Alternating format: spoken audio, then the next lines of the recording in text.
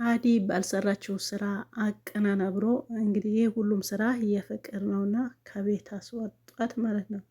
በዛው ደግሞ አንድ ብር ሳትይዝ የሁለት ወር ደሞዝ ሳይሰጧት ብቻ ምን አለፋችሁ ብር የማይገዛው የለምና የዚህ ነው እኮ ሰው ብር ከተከፈለው ብዙ ነገር ያደርጋል።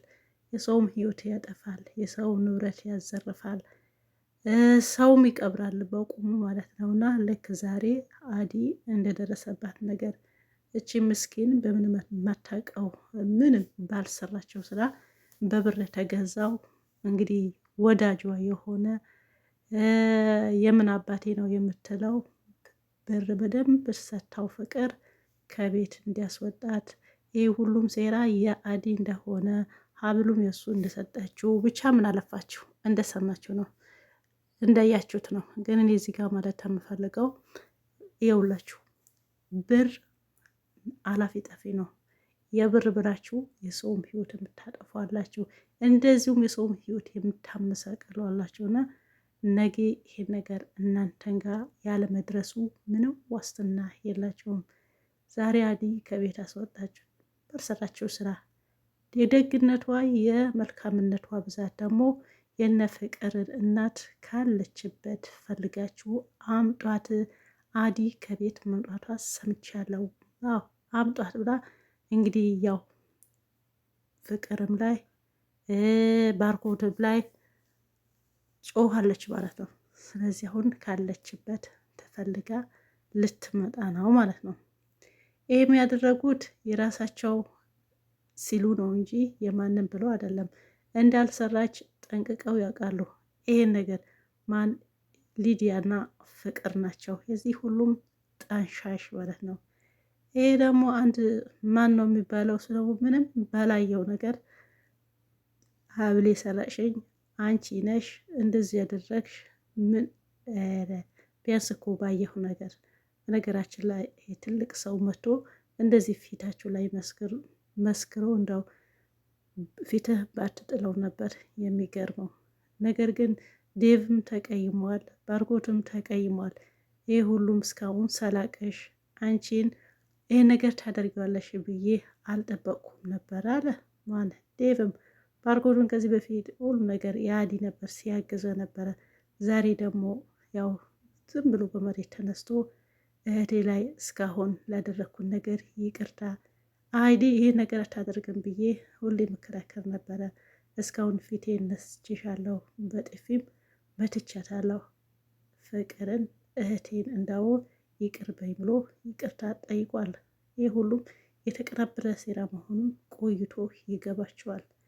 እንግዲህ አንድ ሰው መድረሻ ከሌለው የሚገባበት ከሌለ የት ይሄዳል ብላችሁ በአንዴ ቤት የምታሰብ ቢያንስ ከስራ ሚሆን አልፈለጋችኋት ማለት ቢያንስ ዛሬ በዛሬ ውጭ ሳይሆን ስራ ፈልጊ፣ ከዚህ በኋላ እኛ ቤት አትሰሪም፣ በቃ ሌባ ነሽ፣ እኛን አታስፈልግም ብላችሁ የሁለት ቀን የሶስት ቀን ማስጠንቀቂያም ወይም ደግሞ ስራም ይሁን ምንድም ደግሞ የምታርፍበትን ቤት አመቻቻ እስከምትወጣ ድረስ መጠበቅ አለባችሁ።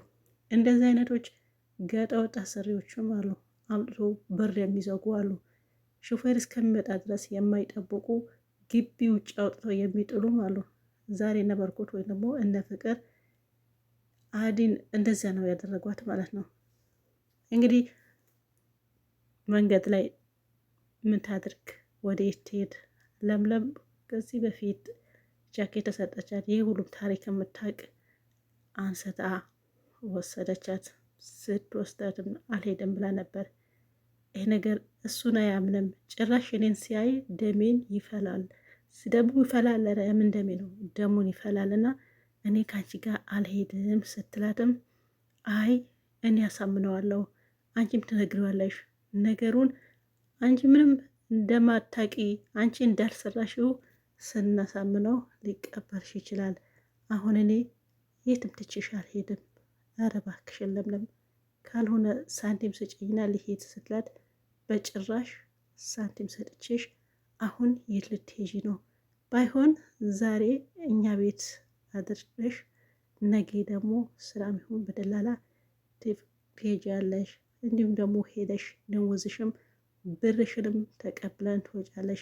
ዛሬ የትም አትሄጂም ነይ ብላ በግድ ሳትወድ ወደ ቤቷን ይዛት ሄዳለች። ስትሄድ ያ ሰውዬ መጀመሪያ ሞቅ ሞቅ ብሎት ነበር። ሁሉም ነገር አዲ ላይ ለመጫን ሞክሮ ነበር። ጭራሽ ሲያያት ለምለም እኔና አንቺ መጠላ ነው የምትፈልጊው? ምን ልሆን ብለሽ ነው ሌባን ቤቴን ይዘሽብኝ የምትመጪው? እባክሽ እባክሽን አስወጪ እያላት ለማስረዳት ሞክራ ነበረ። ስትሞክር ሊሰማ አልቻለም። እና የገዛ ዘመዷ የገዛ ቅርብ ሰው ዋሽቷል እሷ ላይ እያላችሁ ነው። አው ፍቅር በብር ገዝታው ነው ብር ሰጥታው ነው ብትለውም ይህን ዜማ ወይም ደግሞ ይህን ዜና ለመስማት ፈቃደኛ አይደለውም። እባካችሁ ውጡልኝ ብሏል። አያችሁም? እሷ ግን ምንም አላለችም። ለማስረዳት ሞክራ ነበር፣ ግን ለመስማት ፈቃደኛ አይደለም፣ ለማመንም ፈቃደኛ አይደለም ማለት ነው። መጨረሻም ይዛት ወዴት ሄደች? ወደ እነ ፍቅር ደሞዟን ለመቀበል በዛው ደግሞ ስራ ለማፈላለግ። ከዛ ባርኮት ደግሞ መጣ እሷን ፍለጋ። ምክንያቱም እናቱ ቀጥ ብላችሁ ቀጥ ለጥ ብላችሁ ያለችበት ፈልጋችሁ አምጡ ተብሏል። ፍቅር እንዲህ ወሬ ስትሰማ እማዬ እንዴት ነው ድጋሚ የምትመጣው ብላ ተናዳለች። ባርኮትም የተናገረው ነገር ጸጽቶታል። እንደው ባልናገራት ኖሮ ለምን ተናገርኳት? እንዳትዘምታ ብመጥ ኖሮ አስቀይሜያታለሁ፣ ባይሆን ይቅርታ ጠይቃታለሁ ከተመለሰች ብሎ እሷን ፍለጋ ቢሄድም ደግመው ደግሞ እነሱ ቤት እንደሄዱ ሰማ። በቃ ሊሄድን ገና ተመልሼ ብሎ ተመልሶ ሄዷል። ይገናኙ አይገናኙ አላቅም። ፍቅር እንግዲህ ፍላጎቷን አዲን ከዛ ቤት ከወጣች በኋላ ከዴቭ ያላትን ፍቅር ለማጣጣም ነበረ። እሱ ግን አይፈልጋትም። የሚፈልገው አዲ ነበረ። እንግዲህ ለምለምን አዴን ይዛት ወደ ቤት ስትሄድ ፍቅርን ዴቭ አጠገብ አልጋው ላይ አገኘችው። እሱ ደግሞ ሰክሮ ነበረ። አዲ ሄዳ አሁን ምን ሰራለሁ ብሎ ከእህቱ ከሊዲያ ያው ሄዶ ጠጥተው ሁለቱም ራሳቸው ሳያውቁ ወደ ቤት መጥቷል። ዴቭም ሰክሮ አዲ አምጪልኝ ይላል። ያችኛውም ደግሞ ሰክራ ጠግባ የኔን ፍቅረኛ ይምጣ አንቺ ዋሽተሽኛል፣ አዲን ከዚህ ቤት ስናስወጣት እኔና አንቺ ተመካክረ ነው፣ አንቺ ግን ይህን ዋሽተሽኛል ብላታለች። ምክንያቱም ፍቅርን ከዛ ቤት አዲን ያስወጣችበት ምክንያት ከዴቭ አንድ ላይ ለመሆን ነው። እንግዲህ ገብቶ ሰክሮ ወድቆ እንደገና እሱን ለማበል ስትገባ እሱም በምንም በምስካር መንፈስ ቢሆንም ሊሳሳት አልፈለገም። እባክሽን ውጭልኝ፣ ካዘንሽልኝ አዴን አምጪ ሲላት እንግዲህ ለምለምና አዴም ብራቸው ለመጠየቅ ሲገቡ ፍቅር ዴቭ አልጋ ላይ ያገኟት። ደነገጡ። በዛው ቪዲዮ ተቋረጠ።